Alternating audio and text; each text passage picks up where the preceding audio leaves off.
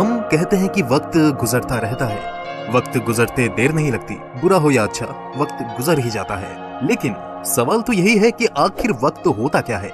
इसी बात को सरलता से समझा जाए तो एक जगह से दूसरी जगह जाने में या एक काम को शुरू करके उसे खत्म करने तक जो गुजरता है उसे वक्त कहते हैं।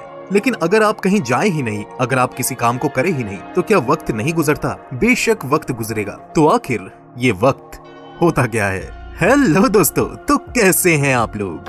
आज के हमारे इस वीडियो का टॉपिक है कि समय क्या है, और हम लोग थोड़े तकरीब से जानने की कोशिश करेंगे कि हम समय किसको कहते हैं। मैं आपको पहले ही बता दूं, ये जो टाइम का कॉन्सेप्ट है ये दुनिया की सबसे बड़ी पहेली है। आज तक ऐसा कोई थ्योरी या थ्योरम नहीं आया है जो टाइम को डिफाइन कर सके। यहाँ तक कि समय को एक लाइन में समझाना भी लगभग नामुमकिन है। टाइम को जानने के लिए इस वीडियो को पूरा जरूर देखें, और अगर आपको हमारी मेहनत नजर आती है तो इस चैनल को सब्सक्राइब करें, बेल आइकन दबाएं ताकि आपको हमारा नोटिफिकेशंस मिल जाए।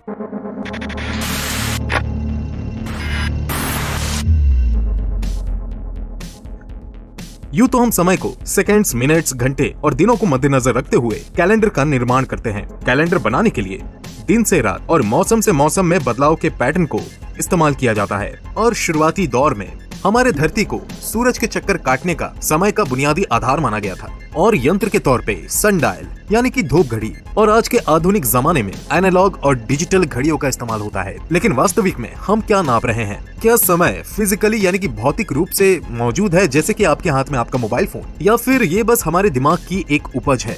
बेशक समय हमारे बीच में मौजूद है, और ये बेशक हमारे चारों तरफ बहता रहता है, हमारे जन्म से हमारे मृत्यु तक। और हमारी जिंदगी को, इस ब्रह्मांड को समय के बिना इमेजिन करना बहुत ही मुश्किल है। लेकिन जब बात आती है एल्बर्ट आइंस्टाइन की, तो समय के बारे में जो हमारी समझ है वो और भी ज्यादा जटिल हो जाती है। एल्बर्ट आइंस्टाइन की दी हुई थ्योरी ऑफ रिलेटिविटी बताती है कि समय जो है वो सभी के लिए गुजरता है, लेकिन एक सा ये जरूरी नहीं है, क्योंकि ये निर्भर करता है। उदाहरण के तौर पे अगर कोई व्यक्ति जो लाइट की स्पीड में ट्रेवल कर रहे होंगे, या फिर जो लोग ब्लैक होल के चक्कर काट रहे होंगे, उनके लिए बाकियों के मुकाबले समय का गुजरना धीमा रहेगा। और आइंस्टाइन की इस थ्योरी ने इस बात को तो सिद्ध किया कि समय ब्रह्मांड के कण कण में है। आइंस्टाइन की इस थ्योरी ने समय को ब्रह्मांड के साथ जोड़ा और समय के लचीलेपन के बारे में कई सारी बातें बताई, और यही परिभाषा आगे जाकर के स्पेस टाइम कहलाई। गुरुत्वाकर्षण की वजह से समय मुड़ जाता है, झुक जाता है, और इसका असर समय के बहाव में आता है। यूं तो YouTube में ऐसे कई सारे वीडियोस हैं जो टाइम को फोर्थ डायमेंशन मानते हैं।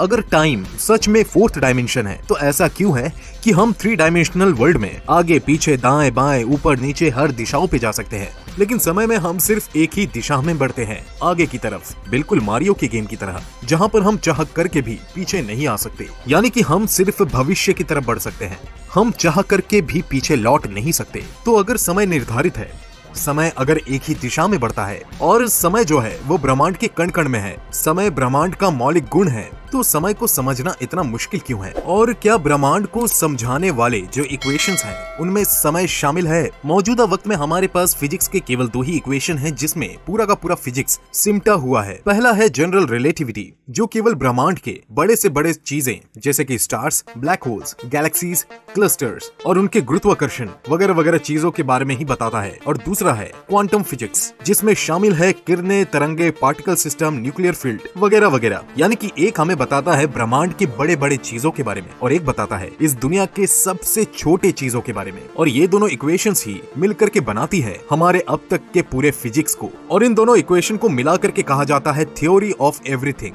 यूं तो समय को समझना इसलिए भी मुश्किल है क्योंकि समय को समझने के कई प्रयास हुए हैं। एल्बर्ट आइंस्टाइन के बाद ऐसे कई सारे प्रयास है, ऐसे कई सारे रिसर्च है जो पिछले 50 सालों से चल रहे हैं, और कोई भी साबित नहीं हो पाया। और सबसे मुश्किल बात यह है कि हर थ्योरी समय को बिल्कुल अलग तरीके से समझाती है। यानी कि समय का व्यवहार यानी कि बिहेवियर अलग अलग चीजों के साथ अलग अलग सिचुएशन में बिल्कुल अलग है। यूं तो कुछ ऐसी भी थ्योरीज आई हैं जिसमें समय को शामिल किया ही नहीं गया है, लेकिन बावजूद उसके सिद्धांतिक रूप से ये इक्वेशंस, ये थ्योरीज बाकी के थ्योरी से बहुत ज्यादा अलग नहीं है। तो क्या समय का होना ना होना बराबर है? और क्या सच में समय हमारे दिमाग की उपज है? हो सकता है कि हमारी जो समय को लेकर के समझ है वो समझ में गलत समझ है। चलिए समय को हम एक इमरजेंट प्रॉपर्टी के नजर से देखते हैं। जैसे हमारा दिल जो है वो करोड़ों टिश्यूज से बना है और हमारा दिल हमारे पूरे शरीर में ब्लड को पंप करता है, लेकिन हमारे दिल के अंदर टिश्यू अकेले उन ब्लड को पंप नहीं कर सकते। दूसरा उदाहरण, जैसे कि समुद्र के लहरों में पानी के लाखों करोड़ों बूंद होते हैं, लेकिन पानी के बूंद के अंदर लहर नहीं होते। ठीक इसी तरीके से हो सकता है कि ब्रह्मांड के कण कण में समय हो, लेकिन समय के कण कण में ब्रह्मांड हो ऐसा जरूरी नहीं है। तो आखिरी बात, तो क्या है समय? आसान भाषा में, जो अभी है वो अगले क्षण नहीं होगा और जो अगले क्षण है वो अभी नहीं है। यानी कि ये जो बदलाव है, ये बदलाव ही समय है। जो बदलता रहता है, गुजरता रहता है, वो ही समय है। जो गुजर रहा है वो ही समय है।